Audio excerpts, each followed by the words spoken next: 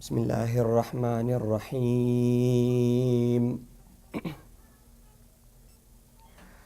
الحمد لله رب العالمين والصلاة والسلام على سيدنا ونبينا محمد وعلى آله الطيبين الطاهرين. اللهم صل على محمد وآل محمد.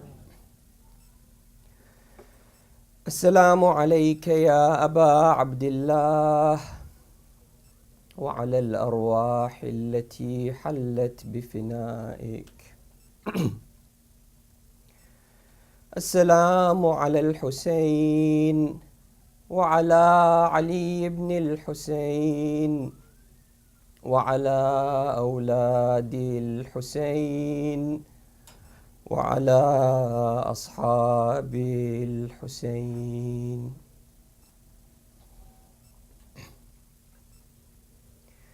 بسم الله الرحمن الرحيم. وابتغ فيما آتاك الله الدار الآخرة ولا تنس نصيبك من الدنيا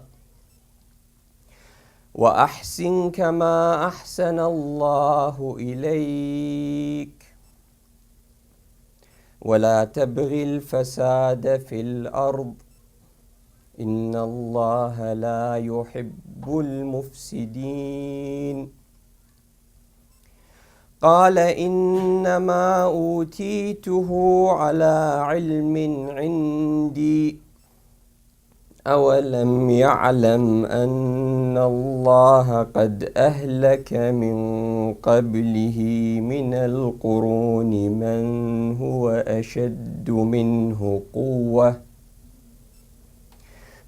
أشد منه قوة وأكثر جمعا ولا يسأل عن ذنوبهم المجرمون.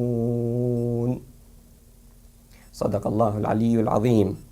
اللهم صل على محمد وآل محمد. Elders, sisters, brothers, friends, Assalamu alaikum jami'an wa rahmatullahi wa barakatuh.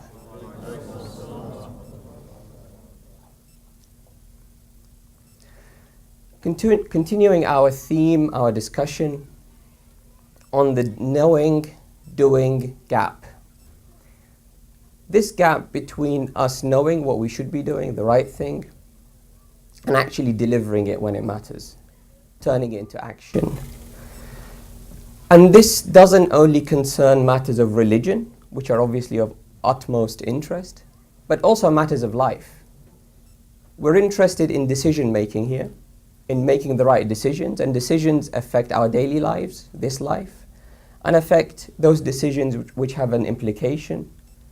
Most decisions actually have an implication, but those decisions that have an implication on the Day of Judgment. This gap between how do we go from converting our knowledge of what to do to actually doing it, and the barriers that stop us from going through that transition. And yesterday I spoke about time inconsistency, how we discount the future, how we are very impatient when it comes to getting something now versus in the near future, and how we make mistakes, whether it's financial investments, whether it's taking risks, etc., or whether matters that to do with the Day of Judgment. We actually don't act because our brains don't process the time difference the way they should. Essentially, we overweigh what is present and we underestimate, we discount future values. Today, I will talk about overconfidence, which is one of those other fundamental issues. And we'll show you how this is relevant both, again, in our lives. We'll cite research, academic research, current knowledge, and then refer to the teachings of Islam. The verses I started with refer to the story of Qarun and how he was an example of somebody who suffered from these biases and where it led him. and other examples of successes and failures in this regard. Just to distinguish at the outset, overconfidence is not confidence. So confidence, by definition, is giving yourself credit when it's actually due. It's knowing what you can deliver. It's matching your own expectations of yourself with reality. Overconfidence is actually giving yourself more credit than you deserve. And here I'm not talking about a bunch of people who are arrogant, a small number of people. We're not those people, of course. And you'll see this is an example of overconfidence, by the way. Others are arrogant, I'm not. That's overconfidence. So this is something that's fundamental. We all suffer from it. Sometimes we are aware, many times we're not aware. And we end up making decisions on the basis of that, and end up in difficult situations because of it. Overconfidence, there are kind of three clear categories, attributes, distinctions, examples of overconfidence. The first thing is overestimation. Overestimation is when you think that you are more able to do something than you actually are. And this is, as I said, this is proven by research done on large samples of people, saying this is a human tendency. It's not affecting a small number of people. It's a human tendency. So here where we overestimate our own abilities, that I can do something when I actually can't, and end up putting myself in situations where I think I can, but I can't, and end up causing damage to myself and maybe to others. Yesterday I gave you the example of the leader, Ed Miliband, the leader of the Labour Party in the UK, who is currently the leader of the opposition, who hopes to be Prime Minister in May next year, who could be the Prime Minister of the UK from May next year, who he thought he could memorize his own speech in this crucial conference where his party was gathered, the whole nation was listening, and he wanted to signal, and this is, I think, a crucial detail. It's a recent example about a few weeks ago now. This is somebody who is clearly rational, who's clearly logical, who's clearly qualified. He managed to win the support of one of the two main parties. In the UK, it's Conservatives and Labour, like you have Democrats and Republicans. So it's a major, highly successful person, and has a huge has teams, has people supporting him, has technology, has whatever he needs at his disposal, right? And he wanted to go for this extra gain. By memorizing his speech and giving his speech without support, he can signal that he's prime ministerial. He's somebody who's able to lead a nation. He has the confidence to do so. So he did. Problem though, he forgot, as I mentioned yesterday, 2 pages of his speech. He forgot to talk about the deficit, which is a major part in the UK economy, and it backfired badly, and they are still, him and his party, struggling with the consequences.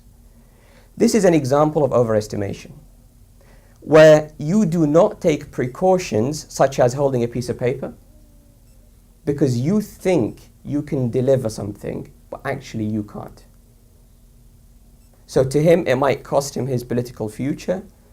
To us, situations like these, when we think, I am able to handle this situation, I am able to handle the pressure, I'm going to put myself in that compromising situation, socially, religiously, because I can handle it.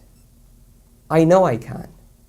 And so we push ourselves and remove the support networks, remove the pieces of paper, whether it's not going, whether it's taking somebody else with us, whether it's stopping at a certain limit. And tomorrow I'll give more examples related to this when it comes to interactions in marriage and relationships, where this happens a lot, but it happens in other places as well. And it affects our financial investment, it affects our decisions in business, and many other things. That's overestimation. The second type is called the above average effect. This is actually fascinating. Fascinating because it's just so easy to prove, and it's so funny how correct it is every time. This is when you get a group of people in one room, and ask them to rank themselves where they are, and the vast majority of them end up above average, which is impossible mathematically, right? If you say there are 100 people in this room, right, and there are 50 spots above 50, 50 spots below, right? So you would expect that 50 people would be above, 50 would be below. But when you do the stats, you end up with 80 people above 50. And this happens consistently, time and again. Examples, there's a lot of research which shows, and there are some of these examples actually quite funny. We think we're better drivers than average. So most of us, on average, are better drivers than average. We think we are better workers than average. So other workers are not as good as me, but I'm really good. So everybody else is not so good, but I'm in the top part.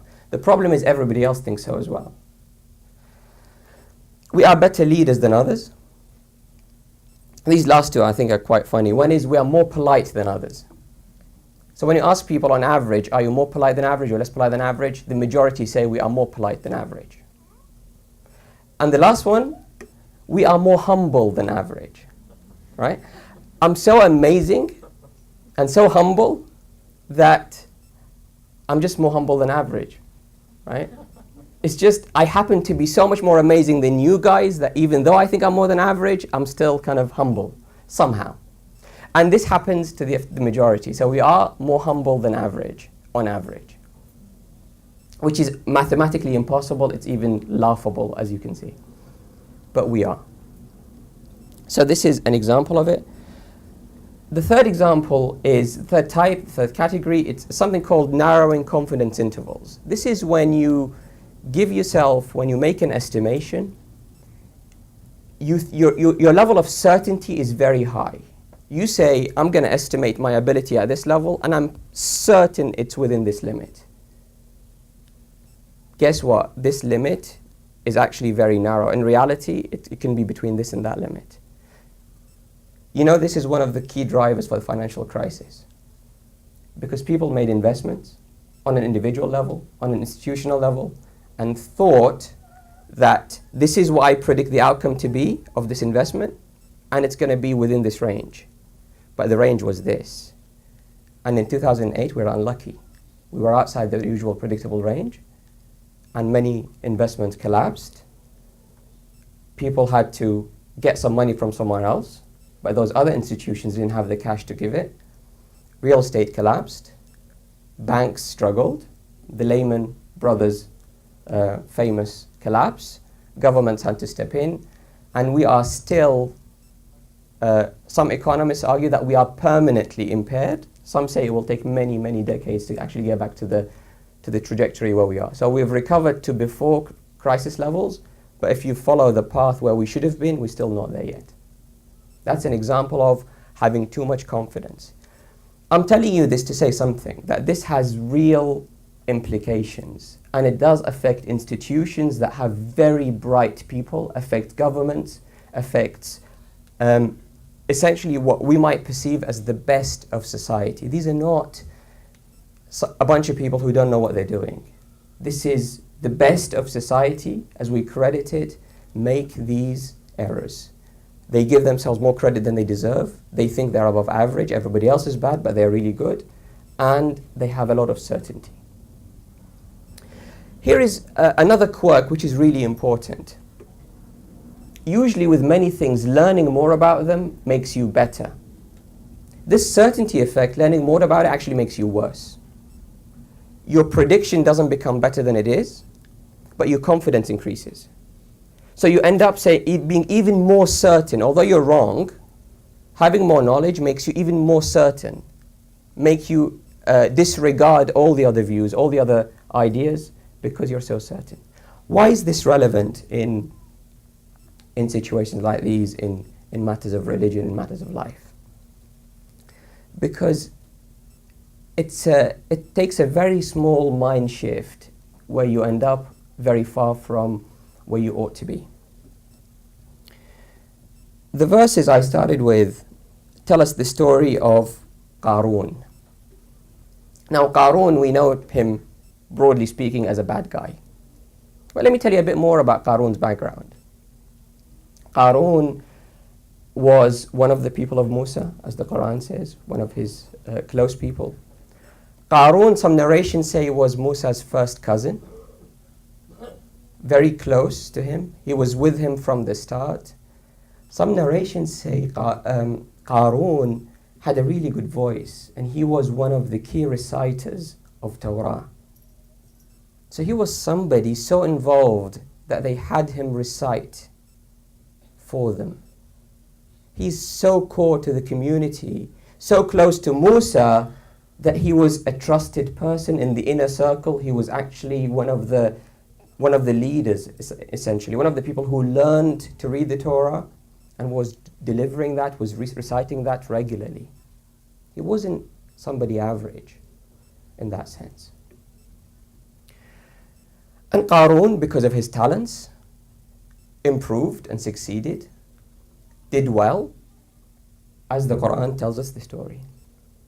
These are, if you want to refer to them, Surah Al-Qasas, Surah 28, verses 76 to 83, which tell us the story of Qarun. 76 to 83, Surah 28. And the Quran describes Qarun as إن قارون كان من قوم موسى فبغى عليهم وآتيناه من الكنوز ما إن مفاتحه لتنوء بالعصبة أولي القوة. That this guy was from the people of Musa, and Allah subhanahu wa ta'ala has given him so much treasures, so much wealth, that the keys to which are so heavy, if you combine them, the keys to which are so heavy that a group of strong men would struggle to carry. Not to carry the wealth, to carry the keys to the wealth. He was super wealthy, super powerful in that community. So some of his people, some of his friends, those who were in the circles of Musa, told him, don't gloat, don't be so happy, don't think you are somehow very special in this regard. This is Allah subhanahu wa ta'ala's blessing, giving it to you. And Allah subhanahu wa ta'ala doesn't like people who gloat. Inna Allah la yuhibbul farihin. This is not from happiness, it's from feeling that it's kind of almost your own deserved wealth that nobody else should have contributed to, essentially. It's your own doing, it's nobody else's doing. And they advised him that you should seek the day of judgment, seek the hereafter with what Allah subhanahu wa ta'ala has given you. But, live a good life in this life, but also account for the future, for the day of judgment. So his response was, قَالَ إِنَّمَا أُوتِيتُهُ عَلَىٰ عِلْمٍ عِنْدِي. This is the line that I want to cite for overconfidence. He says, this is my own doing, it's because of my knowledge. I am exceptional, I've always been good, I've done this myself, I've achieved this myself. So don't tell me what I should do with the money that I have earned myself. Essentially, I'm an above average guy. I worked hard, I had talents, and I managed to achieve this. So let me decide. I'm the best person who can decide what to do with it. فَخَرَجَ عَلَىٰ قَوْمِهِ فِي زِينَتِهِ. So he used to kind of go out in public, dressed in his best clothes, looking great, demonstrating his wealth. And this is a key point here. So others, this is, by the way, we're talking about the community of Musa. We're not talking about Fir'aun, we're not talking about the disbelievers, the bad people. These are all the community of Musa. The selected, those who believed, those who we kind of see, kind of almost in an equivalent position to ourselves, on the side of the believers. They started to say, what a lucky guy. We wish we had it. This man has so much wealth, he has so much power, so much influence, we would love to have it.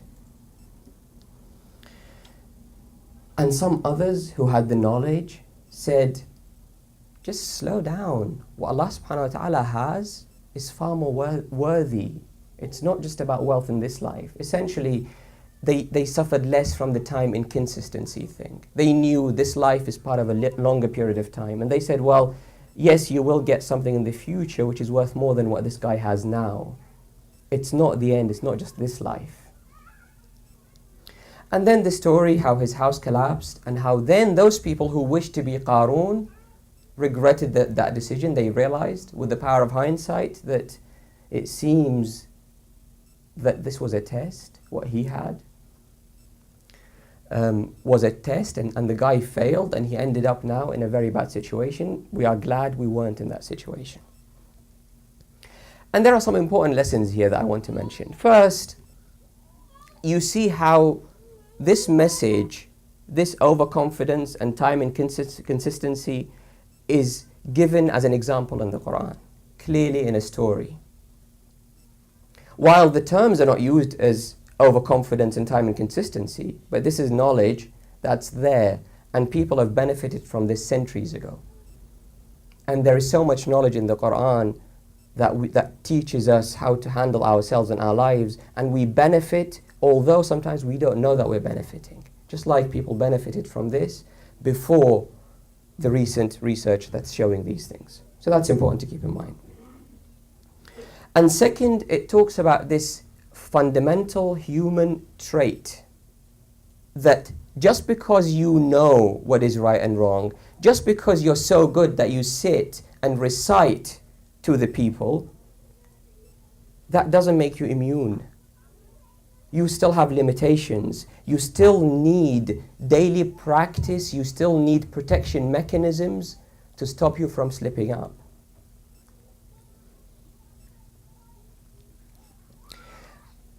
Let me give you an example. There is a medical procedure. Most people who go to hospital need something called a central line, just access to the vein to give medicines, essentially. In the US, intensive care units put something like 5 million of those procedures a year. It's a very common procedure. Every doctor gets trained on it. Nurses, healthcare professionals know how to do them. It's very simple. You sterilize, you do it.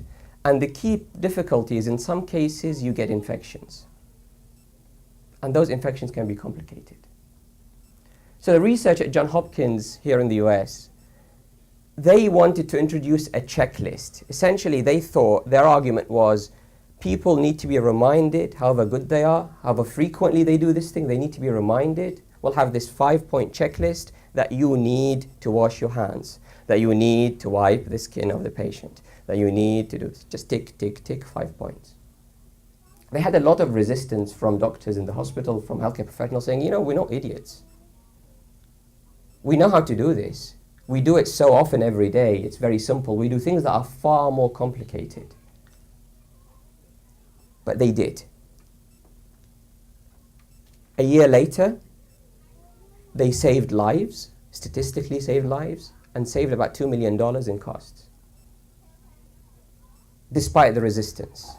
The resistance indicates even some of the most intelligent people in society as we see them, the most competent, doing a very simple task, needed a safety mechanism, a list, a reminder. Sometimes, my brothers and sisters, we hear this often, that I love Allah subhanahu wa ta'ala, I want to be close to Him, I know how to be close to Him. Do I have to pray this way? Do I have to come to the mosque on Thursday? I'm too busy for that. Do I have to, why is this? I want it to be explained to me and I want to be convinced of every step. Why should I, the above average person, the very confident person, need to be reminded? These things are so simple and I'm amazing, right? I don't need to be reminded of this stuff. Well, guess what? You do. And simple, repeated reminders make a difference, even however simple they are and however good you are, because this is a human thing. Now, one of the things, so as believers, as followers of Ahlul Bayt, and as Muslims, we believe, and actually other beliefs, Christianity, Judaism, others, we know there is this life and there's a day of judgment. And it's not an end when we die at the end of this life. Both are important, both exist. And in the view of Islam, our life here is a trial. We are under exam conditions. we are under exam conditions. Why is this important? Why is this relevant in the context of overconfidence? Because one of the ways, one of the blessings of Allah subhanahu wa ta'ala that we miss, one of the blessings is for Allah subhanahu wa ta'ala to put us through trials and tribulations, to give us a chance to perform well so we can gain rewards. You know, when you have a great student in school, what do? The brightest kids in schools, what do they do to them? Do they give them easy exams? Or do they select them for the harder exams to give them a chance to prove their worth? Yet, sometimes when we see trials and tribulations in life, we complain, we see them as bad.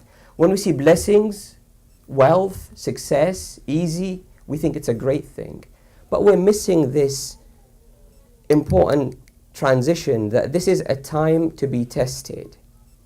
And then the harder the questions here that I get right, the better the outcome. And this is really important for us. Essentially, and when you see, and I'll tell you stories and give you examples, Ahlul Bayt viewed tribulations and trials as a great thing. They were really grateful because it was a chance for them to deliver, to prove themselves, to demonstrate. And they never felt, I'm too good for this. And you'll see how much of a difference this very similar people, when they go through trials and tribulations, when they go through exams, some of them, their overconfidence and arrogance takes them all the way down, and some succeed and get elevated much, much more. And this is the big difference between, in the end, what matters is how you finish the exam, not how you start the exam. It's how you finish the exam. And in Islam, as you know, we often focus on jurisprudence, law, allowed, disallowed. Essentially, we want to do the bare minimum to pass. But again, here we're missing the point. We're doing two things here. When we aim to do the minimum, we're kind of missing, we are kind of demonstrating our overconfidence. Essentially, I'm saying I'm going to aim for the pass mark for 50%, let's say, and I'm going to get it. And I'm not allowing for error that I might slip up once or twice. I might end up with 45, not 50. I'm not giving myself any benefit. Whereas Ahlul Bayt spoke a lot, in addition to jurisprudence, about akhlaq, about behaviors, about refinement, about opening our minds, finding solutions, widening those confidence intervals, and making sure that we are safe. Let me give you an example.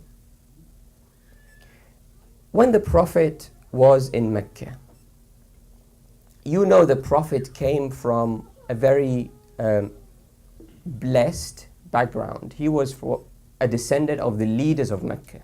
Some of them were very wealthy, some of them weren't so wealthy, but wealthy, an example is Al-Abbas, not so wealthy, an example is Abu Talib, but they were all very highly respected leaders in the community. So they had social status, which they could have turned quite easily into money. Abu Talib wasn't poor in the sense he couldn't earn money. He had huge social responsibility, so he earned a lot and spent a lot. He was that kind of person. But he still had his very high status in society in that community in Mecca. And in that community, you find the likes of Banu Umayyah. They also lived in that community. They were also leaders in that community. They were related to the Prophet's lineage, cousins. And they were leaders. And there were the likes of Khadija, the Prophet's wife, who also was very wealthy, very powerful woman, exceptional by those days' standards, and she was very successful. Let's call this baseline. All three of them, Prophet, Khadija, Banu Umayyah, say Abu Sufyan for example, all of them wealthy, leaders of one community. The test begins. The Prophet announces the beginning of the delivery of his message.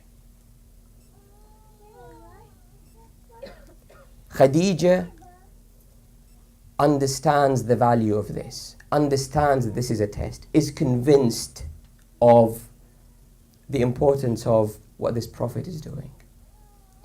She puts all her wealth to deliver his message. Khadija moved from being one of the richest women in that area. She had caravans. She owns a whole caravan, not one camel or two. She owns a whole caravan. The Prophet used to work for her. She was the owner of the business that the Prophet and many others worked for, right? Before she married him. She owns caravans. Khadija, over that time in Mecca, when she passed away, she was in a little place outside Mecca. Those who've gone to Hajj probably have seen it. Away from central Mecca. They were completely cast out of the community. And she died pretty much on the ground, with nothing left. Barely, probably hungry as well. They were starved. The Prophet and those who went with him were starved. And Khadija died. Abu Sufyan, on the other hand, when they felt their financial position, their social status was being threatened, they waged wars.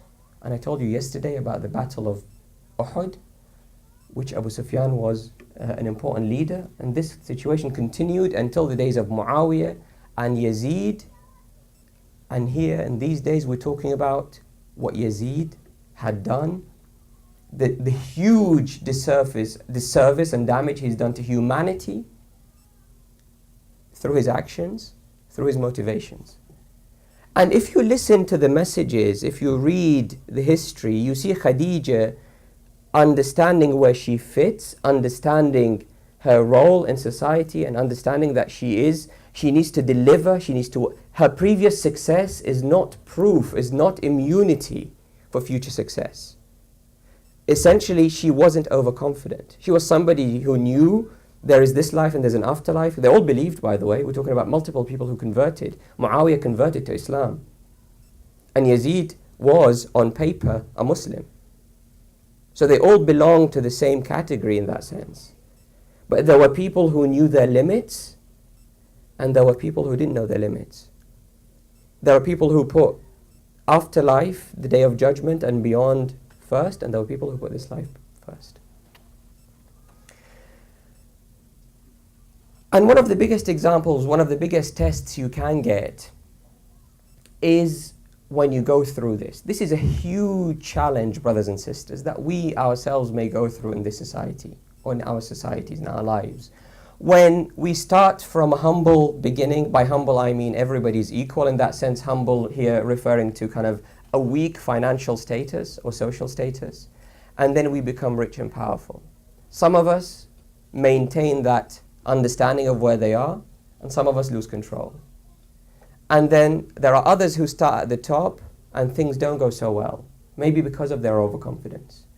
And then things go downhill. And then some maintain that comfort with where they are and the value they can add and what is important, and some lose control. An example of a person who's gone through this, I'll talk maybe a bit more about Yazid going through this, but before that, let's take a good example. Let's talk about Imam Ali alayhi salam. Now, we often say, this is a great man, he is a great man, we love him, and he's amazing in every way you look at him. In a way, we take credit away from him. We almost say, well, he's good. Let's just not really give him credit. He's ma'soom, he's infallible. Well, of course, he would do that. And not really think that he's also, by definition, a human being who went through all the pain. He made the decisions as well. Yes, he was infallible, but that wasn't only a blessing, that was a responsibility. He earned a position. It's not like a random thing, you get selected, you're infallible regardless of who you are, and that's it. It's an earned position. And to prove my point, you will find that those who are fallible in the household of Ahlul Bayt also act in a near infallible fashion. Despite the microscopes, despite the cameras of the day focused on them, reporting every move in what they do, watching them day and night. Imam Ali alayhi salam started as a boy. the son of one of the leaders of Mecca. Privileged, respect-worthy. He was a young man and he was very strong militarily, and in those days it's wealth and physical power, military power. That's how people lived. Essentially they invaded other tribes and got money. So being strong is really important. And he is Ali ibn Abi Talib that we know, right? He is Ali ibn Abi Talib. So he had it all. He chose to go with the Prophet to be in that situation of difficulty that Khadija was in. He chose to risk his life, to live a very difficult life when Islam was struggling, when nothing was known. Then he rose through the ranks. Then the Prophet founded a state in Medina. The Prophet ruled the Middle East practically, or parts of it, certainly Mecca and Medina and other parts, nearby Iraq, some of them, some parts. And he's the deputy. Deputy head of state, cousin of the Prophet. Qarun, by the way, was the cousin of another Prophet. Right? Qarun was the cousin of another Prophet. So Ali ibn Abi Talib, by today's standards, the way we judge things, he's up there. Then he gets appointed the future leader of the nation. The future leader of the nation. Then there's that conspiracy that we know. Things don't go to plan. Ali ibn Abi Talib goes overnight to being held in his house as a prisoner, his life threatened, his family oppressed, his wife struggling and suffering, his wife dying soon afterwards. He is responsible of a family that was being harassed. So Ali ibn Abi Talib there. And struggles for between the year 11 Hijri and the year 35 Hijri, when the whole nation goes again to Ali ibn Abi Talib and puts him at the helm. That's twice. We struggle with going once through this struggle. He started high, went low, went high, went low, went high again. And when we look at the life of Ali ibn Abi Talib, what do we see? Do we see a change in the attitude, in the way he dressed, in the way he spoke? Once Muawiyah had, years after the martyrdom of Imam Ali, had somebody, a guest, sitting next to him. He knew this guy, knew Imam Ali well. He pressured him, told him, I want you to describe Ali to me. He said, I'm not going to do that. He said, no, you have to do that. You have no option. Essentially, you're dying either way. So you might as well listen and you might have a chance, because I'm telling you to say it. So if you say it, I might kill you or might leave you, but if you don't say it, I'll kill you anyway. So he found himself in that corner. He said, well, if that's the case, let me speak. And he described how he saw Imam Ali as the leader of the nation, which is no different than the poorest person in the nation. He says, I remember him once seeing him in a corner, talking to himself, says to this world, to this life, to the pleasures of life, Ya dunya ghurri ghayri. You come to me, you try and deceive me. Essentially wealth and status, and he is basically fighting and teaching his companions, those who are listening, the importance of knowing the limitations of human nature. That just because you are successful, don't think you're immune or you're amazing. Don't think you can do it without the support of Allah subhanahu wa ta'ala. And if things don't go so well, don't think Allah subhanahu wa ta'ala has abandoned you either. And he understands this very well. And they brought up the whole family to think that way, to behave that way. On the day of Siffin, imagine the role of Imam Ali alayhi salam. He is the appointed leader of the nation. He had the support of so many. He rules. By then it expanded, included Yemen and Egypt and Iraq and the whole of the Gulf region and large parts of Sham. That's Palestine, Jordan, Syria, Lebanon. He's the ruler of this whole piece of land. on the Battle of Siffin, Ibn Abbas says, I see him. And you know, he's somebody who didn't think, well, I am Ali and I can do everything. He still planned and structured his army and went through processes to get things right. And Ibn Abbas says, I could see him staring at the sky. In the battle, when it was really tense, when people are being wounded and dying and arrows go everywhere, in that moment, in that intense moment, I saw him stare at the sky. I said, why are you looking there? You know, what is there? He thought it's like part of a military plan he's developing or something. Why are you looking at the sky?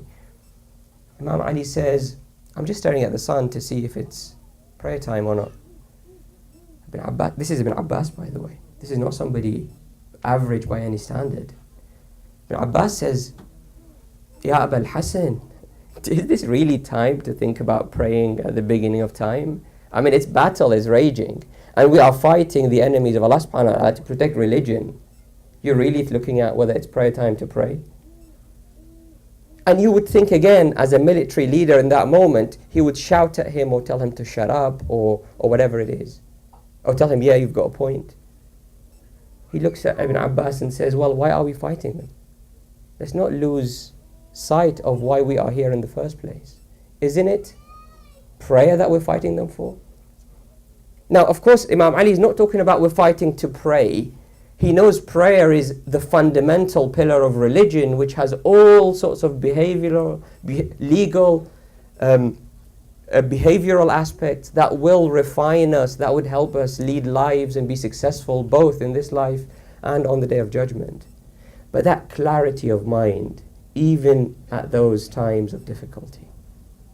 And this legacy was passed on through the nurture, how they nurtured their children, how they brought up their families.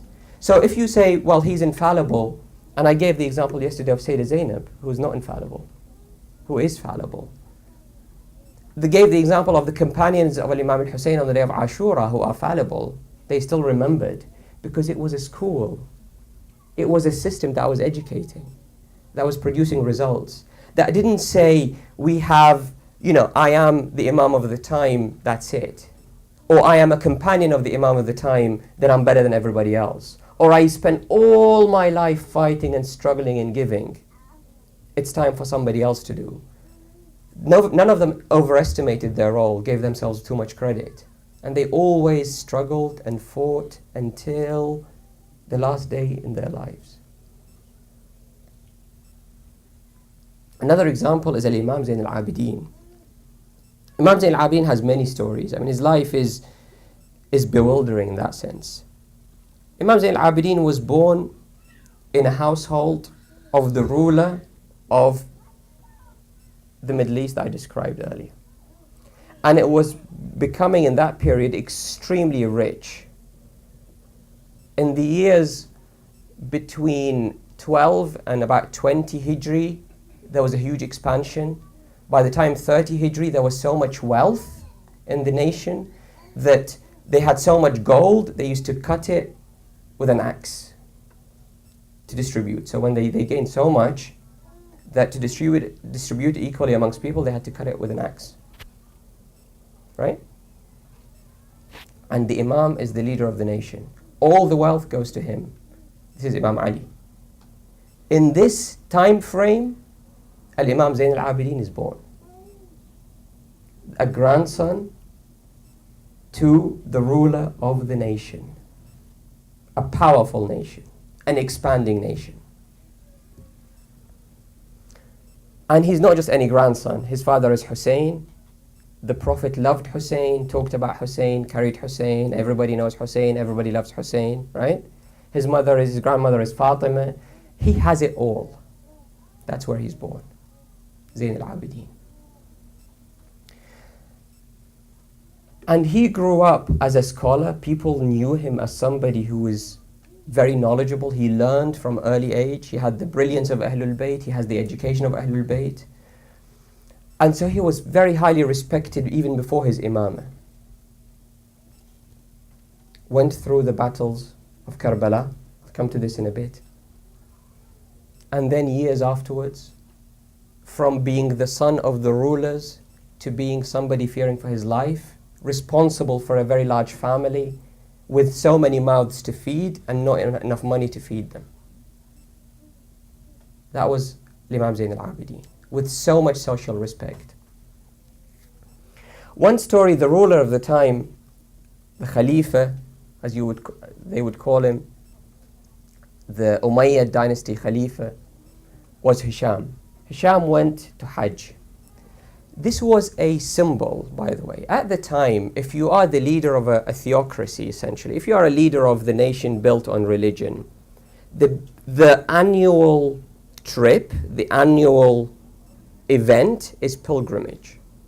That's the location where people came, all citizens of your state, from very different parts, came, journeys that took months sometimes, to this location. So it was the big gathering of the nation. So what the rulers used to do, they would send a huge delegation every year, and some years they decided to go themselves, and when they go, they take so many others with them, and so many animals, and so much food, and it's a display of success.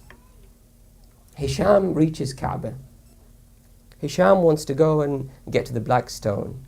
There are so many people. Those who've been to Hajj will picture this a bit clearer. So everybody wants to touch the Black Stone. That was the case then. Hisham comes with his entourage, with his soldiers. They pushed and shoved and tried, and people wouldn't budge. They just decided to just go back and wait. So they just stood there on the side with the whole entourage, as you can imagine.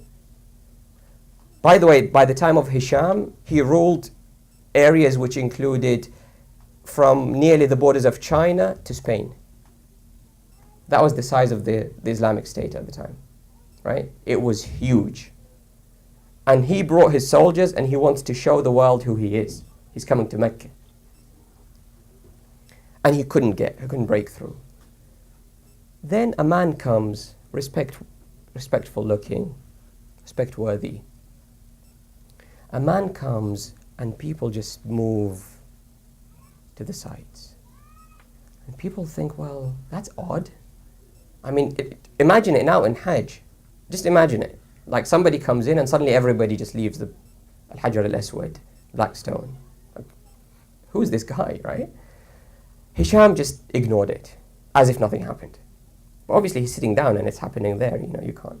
So one of the guys, you might call one of the less intelligent politically, one of the guys from Sham next to him said, who's this guy? What's happened there? Why people move? So obviously now it's a question, has to be answered. So Hisham said, actually, I don't know. I don't know who this guy is. There was a poet by the name of Farazdaq, couldn't cope, couldn't handle it. Stood up and said, well, let me tell you who this guy is, and recited a poem telling him described the attributes of the Imam and talked about who he is. This is, by the way, the person is Imam Zain al-Abidin. So he described who the Imam is, and obviously everybody knew, like this guy, essentially the leader of the state who sees himself as the most important person was ignored, and this other person who is pretty much the de facto leader of the opposition, people just give him space. That's a huge political statement. And Imam Zain al-Abidin goes, finishes his prayers next to Al-Hajar al-As'ad, and then Al-As'ad or Al-Aswad, both of them are used in Arabic, and then moves. This is an example of power, of ultimate success. Now this leader, this Khalifa, Al-Imam lived in Medina. The leader of Medina, his job was to make the life of the Imam as difficult as possible, as horrible as possible. And so this guy, again by the name of Hisham, but this guy is called Hisham ibn Ismail. He used to be the ruler of Medina. Hisham ibn Ismail would go on the minbar of the Prophet, curse Al-Imam Ali on the minbar, curse Ahlul Bayt, and be as difficult and as horrible as possible to anybody from the family of Ahlul Bayt. You would think, well, Imam Zayn al-Abidin in this time and age, he's powerless, he can't really do much to this guy. This guy is an example of overconfidence. He thought he had it all. He thought he's the leader. He didn't kind of account for the changes in time and the risks associated with it. Obviously, the ruler moved. Al-Walid came. Al-Walid said Hisham is to be deposed. Hisham is no longer the leader of Medina. Lots of people disliked him, had things to say to him. He said, well, he asked the soldiers to just hold the previous ruler of Medina in a central location and said, anybody who has a problem with him, go and, retaliate. People spit on him, people hit him, people did all sorts of strange things to this guy. And he's standing there, he can't do anything, fearing his life. And he used to say, the person I'm scared of the most is Ali ibn al-Hussein. I know what I've done to that guy. Like, if Ali ibn al-Hussein comes, then I'll be worried. All of you guys, I've done bad things, but it wasn't so bad. But Ali ibn al-Hussein, I know what I've done. Ali ibn al-Hussein once walks past with other family kind of walking next to him. And this guy looks a bit scared. And Imam Ali ibn Hussein tells his companions, just ignore him. Don't do anything. And he walks past. And it happened more than once. One day, this situation is happening. This guy, and this is a key message here. This guy, the ruler, the representatives of Banu Umayyah in Medina, who is now deposed, who is now an outcast, screams at the top of his voice when the Imam went past, Allahu a'lamu haythu yaj'alu risalata. Allah knows, now I know that Allah knows who He sends with His message. It's this kind of behavior that deserves the message. Not everybody can handle that level. It's somebody who is so up there and so down here, somebody who's so powerful, does not act in revenge because he's able to control himself.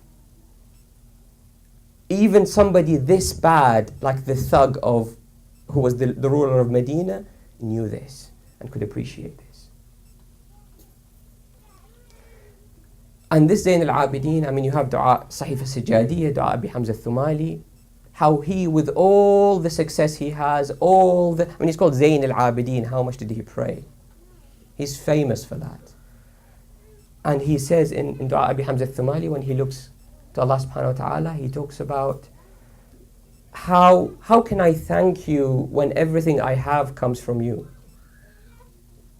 When no good can come from any other source. In the night when nobody else is listening, he used to do this all the nights of Shahr Ramadan, towards the late part of the night. One of those nights, Abi Hamza Thumali heard it and kind of memorized it and wrote it down. Once they asked him, why do you do so much of this? Why do you worship so much? Why do you practice so much? Why do you devote so much of your time to this? And you're infallible, right? Like, what do you have to fear? His response was, well, the Prophet was infallible. Allah subhanahu wa ta'ala, his grandfather, the Prophet, Allah subhanahu wa ta'ala told him in the Quran, Bismillahir Rahmanir Rahim, Inna fatahna laka fathan mubina, liyaghfira laka Allahu ma taqaddama min dhanbika wa ma ta'akhkhar. All your previous sins and future sins are forgiven.